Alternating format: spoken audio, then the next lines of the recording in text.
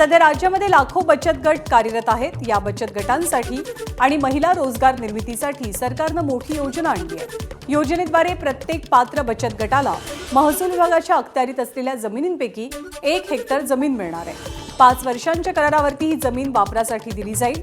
सोबतच प्रत्येक बचत गटाला 1 लाख रुपये अनुदान मिळणार आहे। जिल्हा नियोजन समिती किंवा जिल्हा खनिज प्रतिष्ठानच्या निधीमधनं हे अनुदान उपलब्ध करून दिलं जाणार आहे। राज्याचे महसूल मंत्री चंद्रशेखर बावनकुळेंनी नुकतीच या संदर्भात माहिती दिली आहे। महिलांसाठी रोजगार निर्मिती व्हावी यासाठी शासनाने उचललेलं हे महत्त्वपूर्ण पाऊल असल्याचं बोललं जात आहे।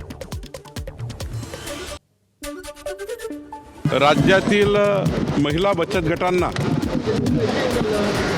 महिलांच्या कोऑपरेटिव्ह संस्थांना रोजगार निर्मिती करण्याकरता महसूल विभागाची एका बचत गटांना 1 हेक्टर जागा 5 वर्षाच्या लीजवर आम्ही देणार आहोत आणि या बचत गटांना 1 लाख रुपयाचं अनुदान DPC किंवा तिथल्या खनिकर्म निधीतून आम्ही देणार आहोत। तांत्रिक मदत आमचा ॲग्रिकल्चर डिपार्टमेंट देणार।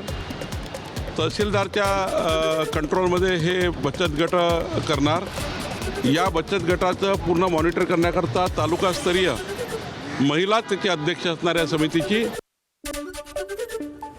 मुख्यमंत्री माझी लाडकी बहीण योजनेच्या लाभार्थ्यांच्या खात्यात आता मे महिन्याचा हप्ता जमा होण्यास सुरुवात झाली आहे। मे महिन्याचा हप्ता वितरित करण्यासाठी 10 जूनलाच 344 कोटी रुपयांचा निधी महिला आणि बालविकास विभागाकडे वर्ग करण्यात मंजुरी दिली होती।